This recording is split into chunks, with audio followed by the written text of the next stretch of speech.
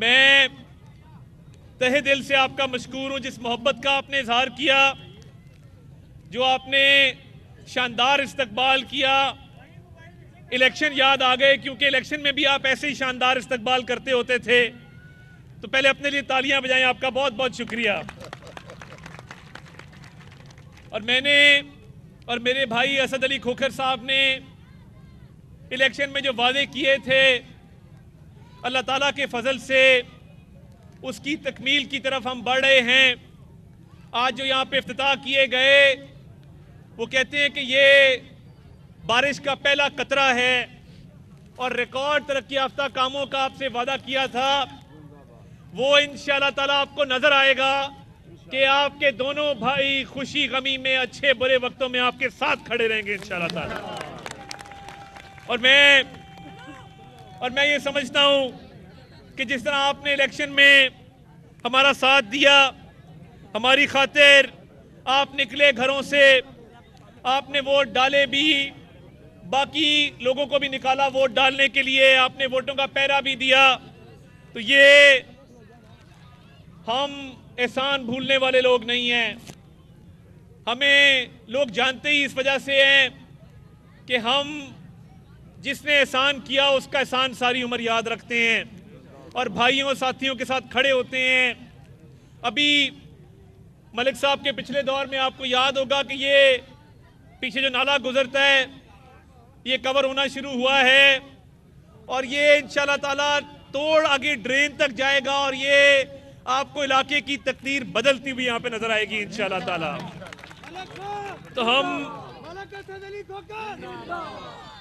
تو ہم دونوں بھائی آپ کے پاس حاضر ہوئے ہیں کہ وعدوں کی تکمیل وہ شروع ہو چکی ہے، اور ایسا نہیں ہے کہ ہمیں آپ کی مشکلات کا اندازہ نہیں ہے۔ ہمیں ہر روز رپورٹ ملتی ہے کہ جہاں پہ بھی گیس کا مسئلہ ہے، بجلی کی تاروں کا مسئلہ ہے، پینے کے پانی کا مسئلہ ہے، تو ان مسئلوں کے حل کے لیے آج حاضر ہوئے ہیں۔ اور یہ جو افتتاح کیا ہے، یہ کئی افتتاحوں میں سے پہلا افتتاح ہے، اور یہ وعدے کی تکمیل ہے، اور بندہ وہی ہوتا ہے جو زبان کا پکا اور اپنے وعدے کو پورا کرے۔ تو میں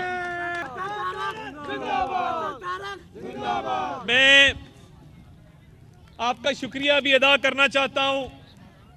کہ جب بھی پارٹی نے کال دی، جب بھی آپ کو پکارا گیا، آپ نے بھرپور طریقے سے اپنا کردار ادا کیا، بہادری سے، دلیری سے۔ تو یہ شیروں کی پارٹی ہے، اور شیر دلیری کی وجہ سے جانے جاتے ہیں۔ یہی وجہ ہے کہ ہماری پارٹی کے لیڈر بھی شیر ہیں، ہمارا نشان بھی شیر ہے اللہ تعالیٰ کے طرف سے۔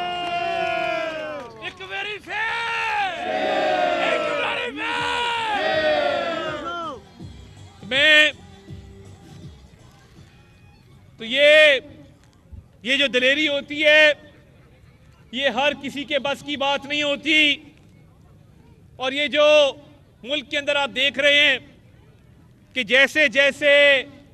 ہماری معیشت ترقی کر رہی ہے، جیسے جیسے مہنگائی میں کمی واقع ہو رہی ہے، جیسے جیسے روپیہ مستحکم ہو رہا ہے،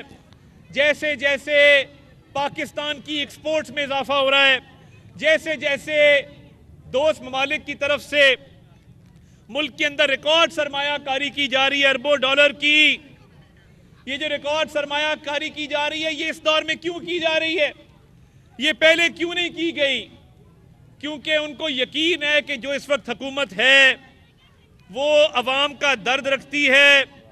اور نہ صرف عوام کا درد رکھتی ہے، عوام کے مسائل کو وہ سمجھتی ہے، اور سب سے بڑی بات کہ یہ پاکستان کے ساتھ مخلص ہے حکومت، اور پاکستان کے مسائل ہمیشہ آپ کو یاد ہوگا میاں نواز شریف کے دور میں حل ہوئے، اور اب بھی انشاءاللہ تعالی میاں نواز شریف کی قیادت میں میاں شہباز شریف کے دور میں یہ حل ہوں گے۔ اس پہ یقین ہے نا؟ ہاتھ کھڑے کر کے بتائیں۔ یہی وجہ ہے کہ جو مہنگائی میں کمی ہے، جو زر مبادلہ کے ذخائر میں اضافہ ہے، جو پاکستان کی ایکسپورٹس میں اضافہ ہے، جو پاکستان کی سرمایہ کاری میں اضافہ ہے، یہ ریکارڈ ٹوٹتے جا رہے ہیں، اور آپ نے دیکھا ہوگا کہ جو پاکستان کی سٹاک ایکسچینج ہے وہ کبھی 1,00,000 پوائنٹ اس نے کراس نہیں کیے تھے، کبھی اتنی تیزی پاکستان کی سٹاک ایکسچینج میں نہیں آئی تھی۔ یہ تاریخ بنی ہے کہ پاکستان کی سٹاک ایکسچینج وہ روزانہ نئے ریکارڈ توڑتی ہے۔ اس کی کیا وجہ ہے میں آپ کو بتانا چاہتا ہوں کہ پاکستان کی سٹاک ایکسچینج اس لیے روز بروز ریکارڈ بن رہے ہیں کیونکہ سرمایہ کاروں کو، تاجروں کو، دکانداروں کو، بزنس کرنے والوں کو یہ اعتماد ہے کہ اب جو حکومت آئی ہے وہ ملک کے ساتھ مخلص ہے، وہ حکومت گھڑی چوری میں ملوث نہیں، وہ حکومت 190 ملین پاؤنڈ کی چوری میں ملوث نہیں۔ جس نے چوری کی تھی وہ آج بھگت رہا ہے، اور پھر بھی ملک دشمنی سے باز نہیں آتا۔ تو مجھے بتائیں کہ پاکستان کے دفاع کو ناقابل تذکیر کس نے بنایا؟ ایٹمی دھماکے کس نے کیے تھے؟ ایٹمی دھماکے اس ملک میں کس نے کیے تھے؟ ہمیشہ کس کے دور میں ملک کی معیشت ترقی کرتی ہے اور مہنگائی نیچے جاتی ہے؟ تو کیا اب جو مہنگائی میں کمی واقع ہو رہی ہے اور ملک کی معیشت ترقی کر رہی ہے تو یہ اللہ تعالیٰ کا فضل ہے مسلم لیگ نون کے اوپر کہ ہمیشہ مسلم لیگ نون کے دور میں اللہ نے نوازا ہے ہمیں کہ عوام کی مشکلات، عوام کے مسائل ہمیشہ مسلم لیگ نون کے دور میں حل ہوئے ہیں۔ اور یہ ایک دور تھا کہ 32% مہنگائی تھی پچھلے سال، اور اس سال وہ 4% پہ رہ گئی ہے، اس سے بھی انشاءاللہ تعالیٰ نیچے جائے گی۔ میں گزارش یہ کر رہا تھا کہ اللہ تعالیٰ کے فضل سے تمام مشکلات حل ہو رہی ہیں اور حل ہوں گی انشاءاللہ تعالیٰ۔ جب ہم اگلے الیکشن میں آپ کے پاس آئیں گے تو میرا اور میرے بھائی اسد علی کھوکھر کا سر فخر سے بلند ہوگا، اور اللہ تعالیٰ کے فضل سے جو وعدے آپ سے کیے گئے ان کی تکمیل کے حوالے سے انشاءاللہ تعالیٰ آپ خود آ کے ہمیں بتائیں گے کہ تمام وعدے جو کیے گئے تھے وہ اللہ کے فضل سے پورے ہوئے ہیں۔ اور یہ مسلم لیگ نون کا ہمیشہ گڑھ رہا ہے، مسلم لیگ نون ہمیشہ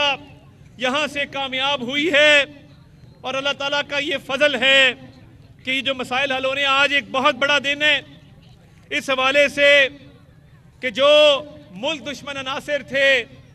جنہوں نے 9 مئی کے حملے کیے، جنہوں نے ملک کی دفاعی تنصیبات پہ حملہ کیا، اور اس ملک میں ایسا کبھی نہیں ہوا تھا۔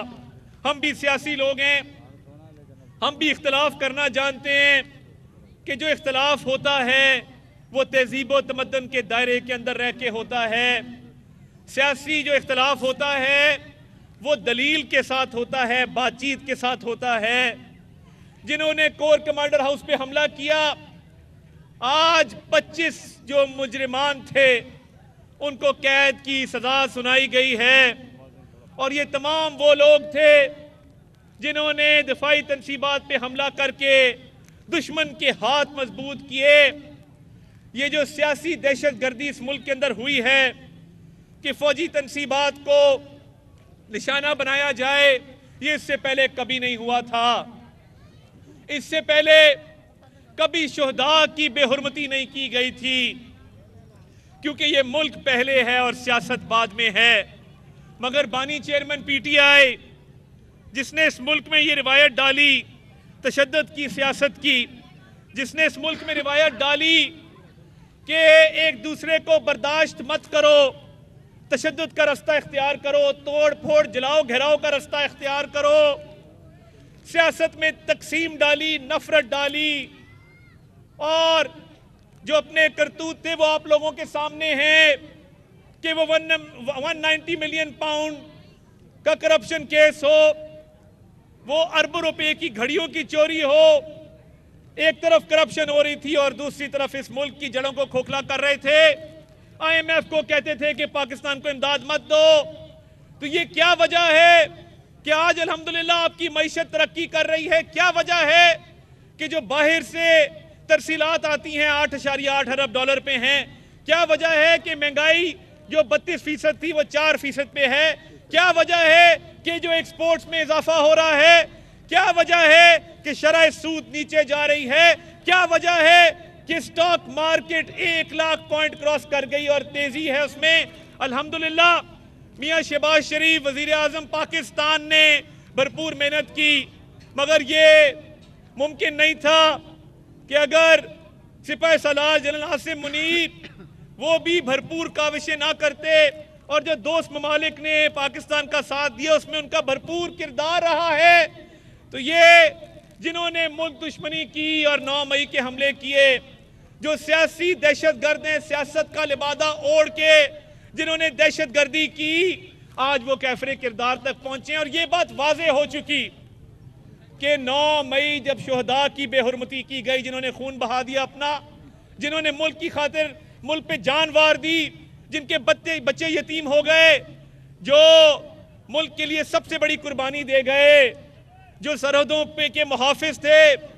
ان کی یادگاروں کو مسمار کر کے تو تحریک انتشار نے کیا پیغام دیا کہ یہ سیاسی دہشت گرد ہیں،